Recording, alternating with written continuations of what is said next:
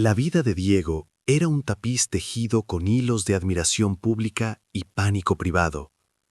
Allá donde pisaba, irradiaba ese aura tranquilizadora de competencia inquebrantable, una confianza fría y refinada que hacía que la gente se inclinara ligeramente hacia él, esperando una migaja de su aparente estabilidad.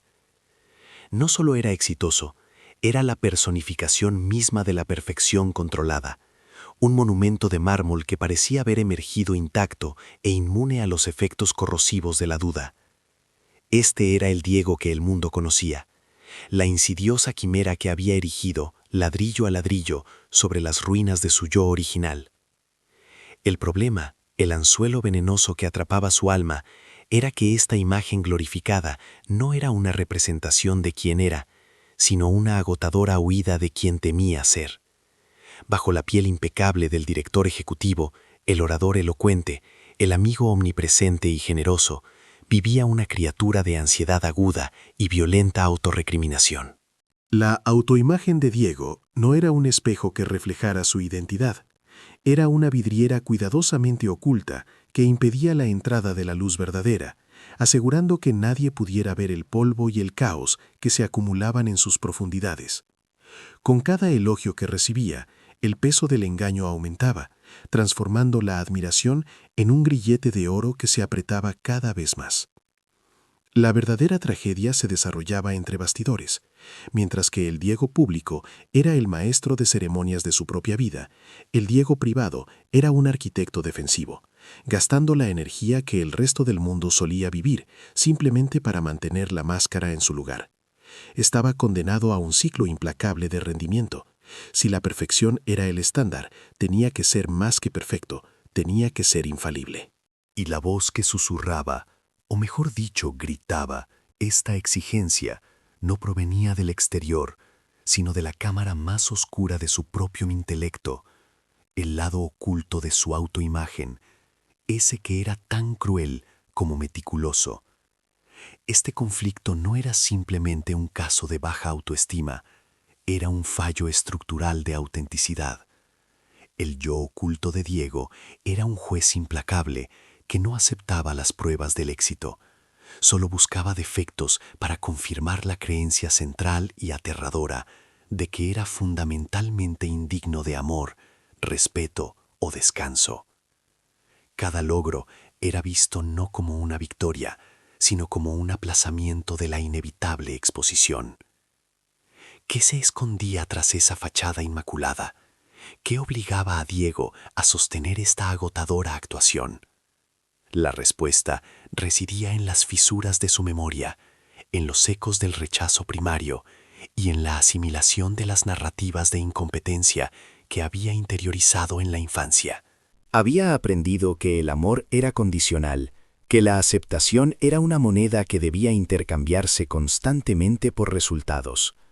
La autoimagen que construyó era por lo tanto una armadura, pero una armadura que le exigía tanto que le impedía sentir el calor de la vida, aprisionándolo en la frialdad del deber. Diego pasaba horas, extendiéndose hasta la madrugada, repasando mentalmente cada interacción social, cada correo electrónico enviado, cada decisión estratégica. No buscaba lo que había hecho bien, sino el error microscópico que su crítico interno usaría para infligir el castigo de la humillación anticipada. En su mente, el mundo estaba poblado de astutos observadores, todos esperando el momento exacto en que cometiera un desliz, revelando la farsa de su ser. Esta compleja arquitectura defensiva exigía rutinas obsesivas. Su oficina era un santuario de orden casi clínico, cada bolígrafo alineado, cada documento perfectamente apilado. Este control físico era un sustituto desesperado del control emocional que jamás podría poseer. El desorden externo era anatema, pues reflejaría el desorden interno que temía. Se negaba a delegar tareas cruciales, convencido de que si dependía de alguien más que de sí mismo, el estándar de excelencia caería y el imperio cuidadosamente construido se derrumbaría. Una de las tácticas más insidiosas de su yo oculto era el sutil sabotaje de las relaciones genuinas. Diego anhelaba intimidad, el alivio de ser visto y aceptado sin necesidad de un estilo performativo, pero cuando surgía la oportunidad, su crítico interno actuaba como un perro guardián. Si alguien se acercaba demasiado, si mostraba una vulnerabilidad similar a la suya, la crítica intervenía, infundiendo desconfianza, minimizando la conexión o, peor aún, creando una distancia abrupta e inexplicable. Subconscientemente, creía que la vulnerabilidad era la invitación definitiva a la traición y al rechazo. Mantener a las personas a una distancia segura, apreciar la versión idealizada de sí mismo, era mucho más seguro que arriesgarse a la exposición y al inevitable desprecio que anticipaba. Rechazó el amor para demostrar que, de hecho, ya era digno de ser amado. Hubo una noche, un doloroso cambio de patrón, en la que se encontró con una vieja amiga, Carmen, que lo conocía antes de la construcción del monumento a Diego. Estaban en un restaurante tranquilo. Carmen, con su cautivadora franqueza, hizo un comentario casual sobre lo cansado que parecía, no sobre lo exitoso que era. En ese instante, el filtro del rendimiento falló. Diego sintió un mareo, una necesidad desesperada de desahogarse, de quitarse la máscara, de decir, sí, estoy agotado, me muero bajo el peso de esta imagen. Abrió la boca, pero la reacción surgió de lo más profundo de su ser, de ese frío pozo de autoprotección. En lugar de admitir la verdad, respondió con una broma elaborada sobre la carga de trabajo del director ejecutivo y desvió la conversación hacia un tema de negocios. La oportunidad de autenticidad se vio brutalmente aplastada. Vio la sutil decepción en los ojos de Carmen y, en lugar de sentir remordimiento por la mentira, sintió alivio al recuperar el control. Y poco después, autodesprecio por su cobardía. El lado oculto de la autoimagen de Diego no era un síntoma de arrogancia, era la manifestación de un profundo terror.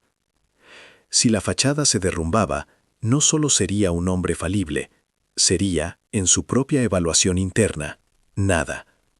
Esta imagen era, paradójicamente, su única defensa contra la aniquilación psicológica, aunque también fuera su prisión.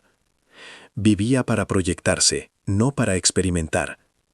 La autoimagen que presentaba era el resultado de años de negociación interna sobre lo que era aceptable, lo que merecía ser exhibido y lo que debía ser enterrado vivo. Diego estaba sentado solo en su ático, observando las luces de la ciudad.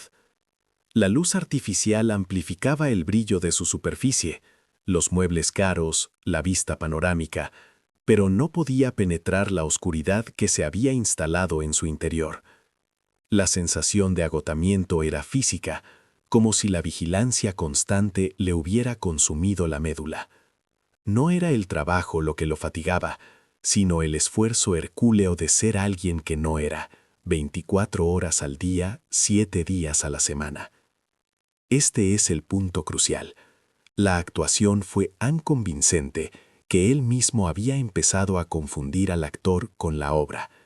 Se miró al espejo y vio la poderosa figura, y por un breve y peligroso instante creyó que esa perfección era intrínseca.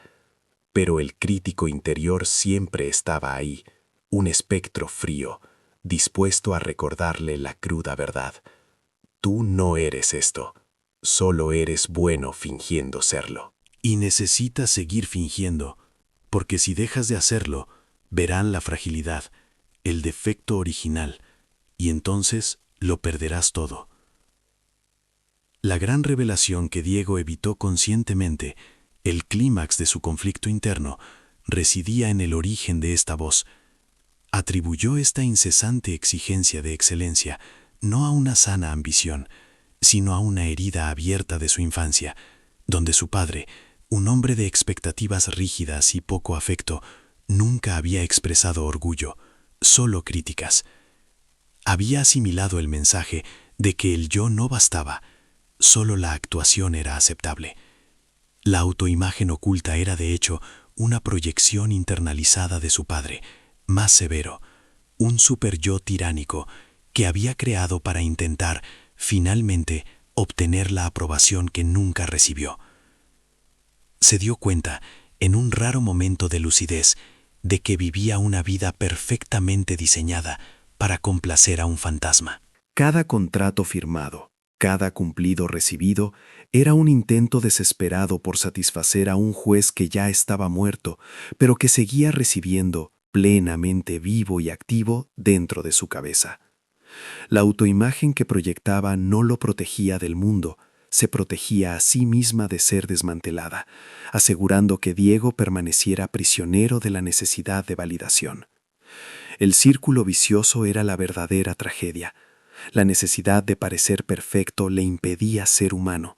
La falta de humanidad real aumentaba su soledad, y la soledad reforzaba la necesidad de aferrarse a la perfección como único método de conexión y seguridad. Había cerrado todos sus círculos en un círculo asfixiante de autosuficiencia performativa. El agotamiento definitivo no se debía a una carga de trabajo excesiva, sino a la perpetua persistencia de la mentira. El precio de la autoimagen oculta fue la pérdida de su propia vida, reemplazada por un simulacro frío y brillante. Esta es la cruel paradoja del lado oculto de la autoimagen. Para protegerse del dolor del rechazo, Diego se rechazó a sí mismo, adoptando un ideal inalcanzable. Cambió la posibilidad de ser amado por quien era, por la certeza superficial de ser admirado por quien fingía ser. El éxito era vano, la admiración se dirigía a una marioneta, y la paz, un espejismo lejano. Ante este vasto y desolado paisaje interior, surge la pregunta que Diego se negó a plantearse. Si toda su vida se construyó sobre los cimientos del miedo, ¿qué quedaría si solo por un instante permitiera que el miedo lo definiera, en lugar de intentar desesperadamente superarlo a través de la fachada? ¿Qué sucede cuando la necesidad de mantener la imagen se desmorona y el verdadero rostro, cansado y falible, finalmente se atreve a respirar? El verdadero coraje no residía en mantener la actuación, residía en enfrentar el defecto original, la creencia de que era fundamentalmente defectuoso. Tú que sigues esta inmersión en la arquitectura defensiva de la psique, necesitas preguntarte, ¿qué actuación mantienes en nombre de la seguridad? ¿Y quién es el juez implacable que habita el lado oculto de tu autoimagen, exigiendo un precio tan alto por su permanencia? Este es el momento de hacer una pausa y reconocer el agotamiento que conlleva ser tu propia obra, el espectáculo sin público que consume tu esencia. Lo que tu autoimagen esconde, de hecho, te controla.